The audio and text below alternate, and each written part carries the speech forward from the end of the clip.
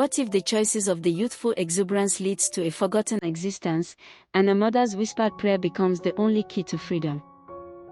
Blessed grew up surrounded by a constant stream of faces, his mother, his uncles, and a vibrant web of extended family. As he grew older, a quiet realization began to dawn on him. The family he had always known were all his mother's relatives. Their home was a simple bungalow, and his mother's room, which they shared, was small. It housed their bags of clothes, an old mattress, and a few other worn belongings.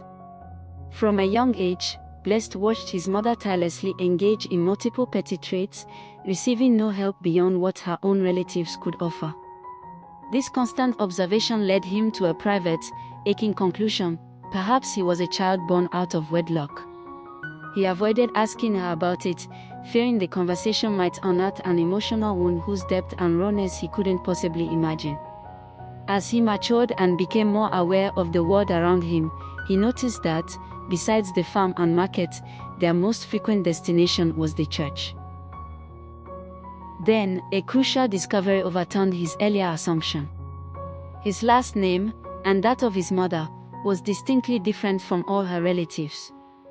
To him, this meant one of two things: either his mother had been married before, or she had chosen to adopt the name of a man who had fathered her child outside of marriage. Hidden in the whispers of forgotten tales and the echoes of untold adventures. Stick around, because on this channel, we're not just telling stories, we are unearthing them. Welcome to Stories Platter. One evening, a simmering rage began to gather in his heart, a nameless frustration that had no clear source. For the first time in his life, he dared to ask the question he had always dreaded. "Mommy," he asked, his voice trembling slightly, "who is my father, and where is he?" He expected silence, or perhaps a swift change of topic, but to his surprise, a calm, gentle smile appeared on his mother's face. "I knew a day like this would come," she began softly. "That shows you're now self-aware. You have a father, you're not a bastard. I was only avoiding a conversation that would confuse your young mind." She took a deep breath. "You see Auntie Anne, the one we always visit in town. She's your father's sister, and she has been a great help to us since I separated from your father." Hot tears began to roll down her cheeks as she continued, "I was married to your father, and we had a girl and a boy before you, meaning you have 2 older siblings. We lived together for 3.5 peaceful years. Your father was a good father to our children and a loving husband to me. However, our marriage suffered severe interference from his family, which finally led to where we are now." Her voice broke, unable to continue. Blessed, too, couldn't hold back his tears. He felt a sharp pain, not just for the story, but for the raw sorrow etched on his mother's face. "How about my siblings?" he managed to ask. "Why was I separated from them?" His mother continued to cry, her deep sobs drowning out any attempt at an answer. That night was one Blessed would never forget, but it still left so many questions unanswered. After that night, Blessed decided not to bring up the topic again for a while. As Blessed grew, his handsomeness truly blossomed. He developed a strong, sculpted jawline, keen, intelligent eyes that twinkled with curiosity, and a warm smile that could disarm anyone. His physique, honed by hard work, was lean and athletic, reflecting his industrial spirit. He carried himself with a quiet confidence, a stark contrast to the hidden turmoil of his past. He became increasingly hardworking and resilient, often promising his mother a better life, a vow he held dear. He also showed a remarkable technical flair, often picking up damaged electronics and patiently working until he repaired them. He would sometimes share his crazy invention ideas with his mother, like a pressing iron that didn't need electricity, much to her amusement and gentle encouragement. When he finally reunited with his father and siblings, his father asked him to stay. But the deep-seated pain of long-term abandonment festered within Blessed. When he went to live with his father, he became fiercely rebellious, perhaps a reflection of the silent suffering he had endured for so long. Despite his father's earnest pleas and promises to train him to any level, his heartfelt apologies fell on deaf ears, overshadowed by years of unspoken rage. Eventually, Blessed returned to his mother's side. He completed his primary school education and then moved to live with another set of maternal relatives whose house was closer to his secondary school. While with them, his vibrant and social personality drew him into a new group of friends. Unbeknownst to him, this was a cult group. Over time, these boys subtly manipulated him, making him believe he needed to be successful, by whatever means, to prove his independence to his father and become rich as a young man. They cunningly made him feel that they were the true family he needed. During school holidays, he would return to his mother, only to go back to his relatives' home when school resumed.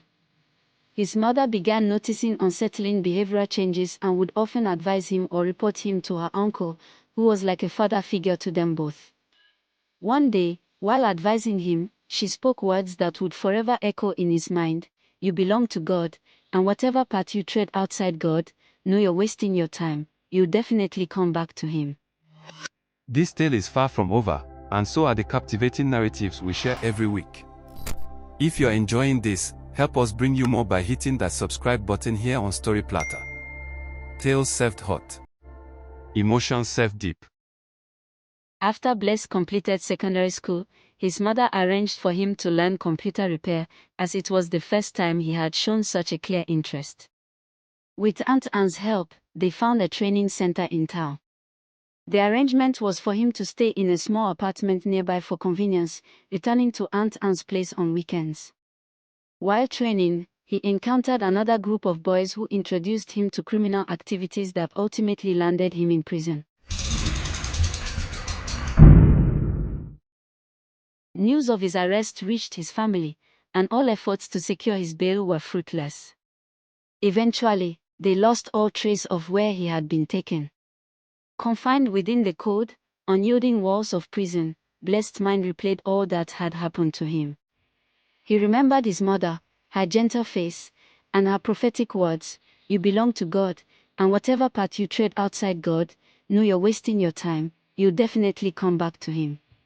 He also thought of his father, the desperate attempts he had made to mend their broken bond, his siblings, his maternal relatives, and the devastating choices he had made. It had been 12 agonizing years already, locked away due to the severity of his offense. Within the past 12 years, he had been transferred immediately after his arrest to the state police headquarters, and from there, to the maximum security correctional center. 12 years of his family not knowing his whereabouts, 12 years without a single court appearance. He was, effectively, forgotten.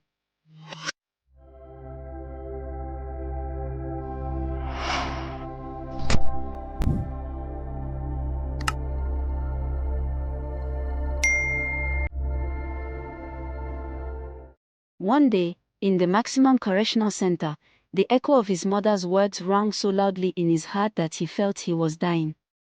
He fell to the ground, hot tears streaming down his face, screaming, "Have mercy on me, Lord."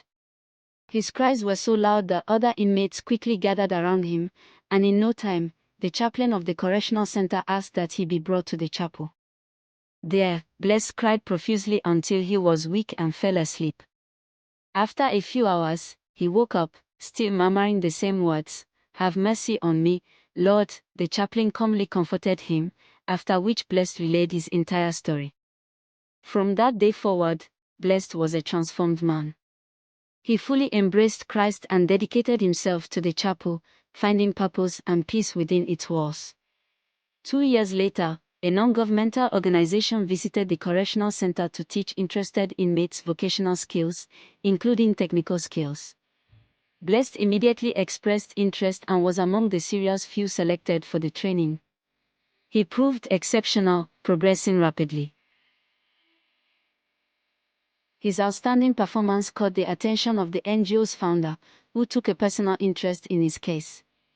They offered to secure him a lawyer, giving him the chance to appear in court for the first time in 14 years.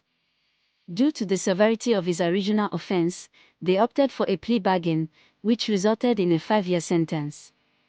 During this time, Bless continued to grow immensely in his faith and honed his technical skills to such an extent that he became a partner with the NGO, serving as a trainer for their programs. With this newfound purpose and skill, he won numerous awards.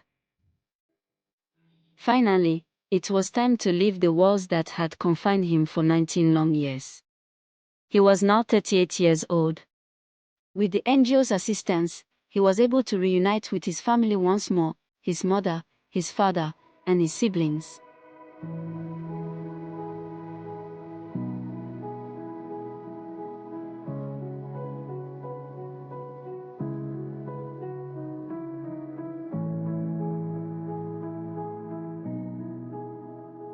Three weeks after his release, the NGO received 2 job slots from another global non-governmental organization, for which they had applied for a grant. This was an opportunity for ex-inmates with exceptional computer repair and maintenance skills. Blessed was contacted, applied, and performed exceptionally well. He was shortlisted to travel to the US to upskill and work. Blessed embarked on this new journey, where he met a beautiful missionary, fell deeply in love, and they later had 4 children. He dedicated his life to missionary work and continued to teach computer repair and maintenance to inmates, forever embodying the power of redemption and turning his past into a beacon of hope for others.